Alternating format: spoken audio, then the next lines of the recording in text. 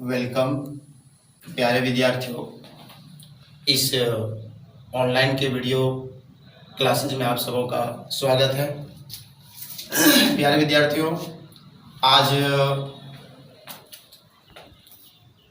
ये हम लोग जो स्टार्ट करने जा रहे हैं, आज का चैप्टर है ट्रांसफॉर्मेशन का एक भाग है removal of to.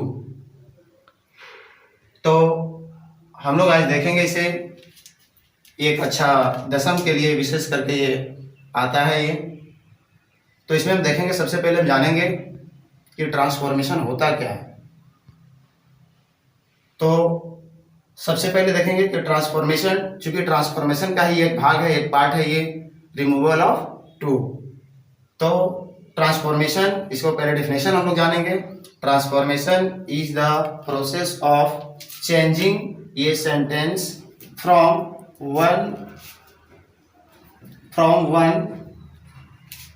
Form to another without altering its sentence. अर्थात कहने का तात्पर्य है कि ट्रांसफॉर्मेशन अर्थात ये बदलने का जो तरीका है, ये ट्रांसफॉर्मेशन हम उसी को कहते हैं कि किसी भी सेंटेंस को विदाउट इसके मीनिंग को चेंज किए दूसरे तरीके से बोलना, इसी को हम ट्रांसफॉर्मेशन कहते हैं। अर्थात एक सेंटेंस को, एक वाक्य को इसके मीनिंग को बिना कोई चेंज किए, कोई बदलाव लाए, इसको दूसरे तरीके से कह देना, इसी प्रक्रिया को हम लोग ट्रांसफॉर्मेशन कहते हैं। तो नेक्स्ट अब हम लोग जानते हैं, और उसी का नेक्स्ट जो हम लोग उसका जो पार्ट पढ़ने जा रहे हैं, रिमूवल ऑफ टू। तो ये क्या है, इसके बाद हम लोग ट्रांसफॉर्मेशन के बाद हम लोग ये जानेंगे the meaning of too. The meaning of too is more than required. अर्थात टू का अर्थ होता है आवश्यकता से अधिक। क्या होता है? आवश्यकता से अधिक। क्योंकि जब तक हम मीनिंग नहीं जानेंगे, हमें बदलने में कठिनाई होगी। इसलिए पहले टू का अर्थ हम जान चुके हैं कि इसका अर्थ होता है मोर देन रिक्वायर्ड। हिंदी में कहते हैं इसको आवश्यकता से अधिक। इसके बाद आगे देखते हैं, उसका एग्जाम्पल हम लोग एक लेते हैं। एग्जाम्पल है ही इज टू लेजी। इसका मीनिंग हुआ, इसका हिंदी अगर मीनिंग हम लोग निकालेंगे तो इसका हिंदी मीनिंग होगा वह आवश्यकता से अधिक आलसी है। वह आवश्यकता से अधिक आलसी है। इसके बाद टू रिमूव, ये भी जानेंगे कि रिमूवल टू क्या होता है। To remove too without changing meaning is called removal of too. To remove too without changing meaning is called removal of too. अर्थात मीनिंग में बिना कोई परिवर्तन किए टू को हटाने की प्रक्रिया को ही हम रिमूवल ऑफ टू कहते हैं। अर्थात वो सेंटेंस में जो हम ट्रांसफॉर्म करेंगे, उससे हम टू को हटा देंगे और टू के स्थान पर हम कुछ दूसरे वर्ड का इस्तेमाल करके हम उस सेंटेंस को दूसरे तरीके से कहेंगे। देखते हैं, इसके लिए इसका कई टाइप है और उन टाइप में से हम टाइप 1 को सबसे पहले पढ़ेंगे। टाइप 1 में जैसे इसका पैटर्न है, subject plus verb plus two plus adjective oblique adverb. ये आपका टाइप 1 हुआ। क्या हुआ? टाइप 1। अब सबसे पहले उसका हम एग्जाम्पल लेते हैं। You are too naughty. उसका एक एग्जाम्पल क्या हो गया? You are too naughty. इसका हिंदी क्या हुआ? आप आवश्यकता से अधिक नटखट हैं, या आप बहुत ज्यादा नटखट हैं। दूसरा एग्जाम्पल लेना चाहेंगे, जैसे कहेंगे चहल इज टू वीक। प्यारे विद्यार्थियों, एग्जाम्पल इसलिए दिया गया ताकि एग्जाम्पल ज़्यादा बच्चे जो इंटरेस्टेड होते हैं क्रिकेट की दुनिया में ज़्यादा इस हस्ती को जानते हैं, इसलिए एग्जाम्पल आपको मिला, हमने दिया कि ताकि आपको ज़्यादा माइंड में आपका ज़्यादा दिन तक सेट रहे। चहल इज टू वीक मतलब वो थोड़ा सा जितना वीक नहीं होना चाहिए, कुछ उतना ही वीक है, कुछ ज़्यादा ही वीक। इसके बाद लेकिन खैर उसकी कमजोरी नहीं बताया जा रहा, मीन्स मतलब याद रखने के लिए।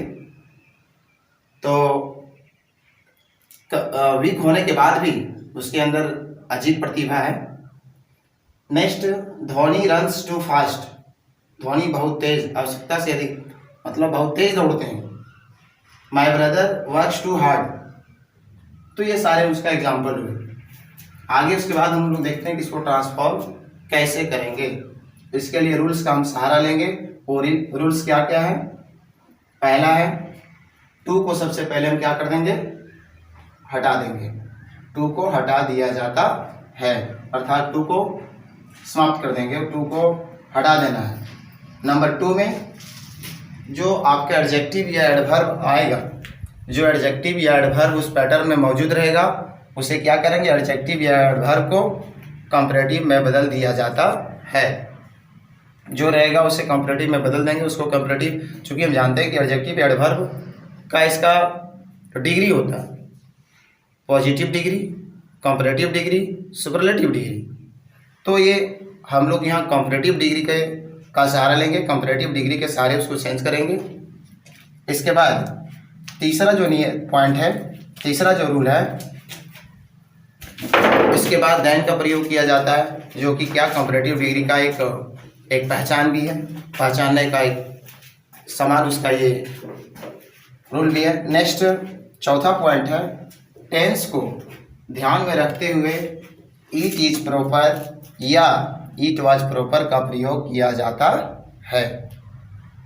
टेंस को ध्यान में रखते हुए, अगर यहाँ जैसे हमारे पास आर का प्रयोग हुआ है तो यहाँ हम इट इज प्रॉपर का प्रयोग करेंगे। वही एक एग्जाम्पल अगर रहता, यहाँ अगर वाज रहता तो इट वाज प्रॉपर का प्रयोग करते।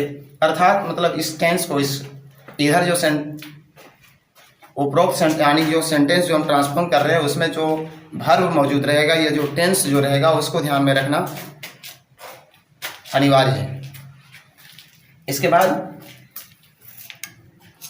तो देन इट इज प्रॉपर के बाद के स्थान पर हम लोग इसका भी प्रयोग कर सकते हैं। देन प्लस सब्जेक्ट, या इन सारे जो लिखा है, या शुड, इन सारे should be, should have been, इन सब तरीके से भी उनके जगह पर हम ये सारे वर्ड भी लिख सकते हैं। किसके स्थान पर? देन इट इज प्रॉपर या देन इट वाज प्रॉपर के स्थान पर। आगे एग्जाम्पल से स्पष्ट होगा।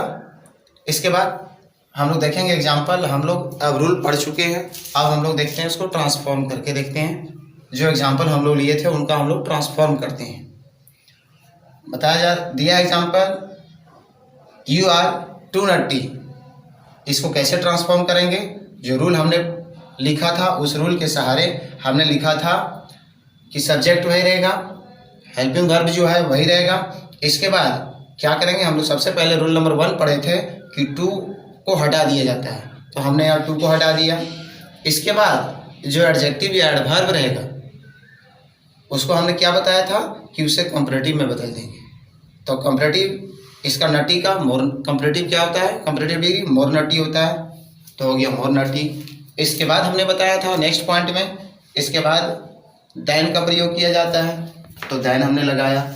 इसके बाद नेक्स्ट पॉइंट में हमने बताया था, पॉइंट नंबर 4 में क्या बताया था कि इसके बाद इट इज प्रॉपर या इट वाज प्रॉपर का प्रयोग करेंगे। तो यहाँ चूंकि आर का प्रयोग हुआ है, अर्थात ये प्रेजेंट का संकेत कर रहा है, तो इसका मतलब यहाँ भी होगा इट इज प्रॉपर। यहाँ इट वाज प्रॉपर ना दे करके क्या लगाएंगे?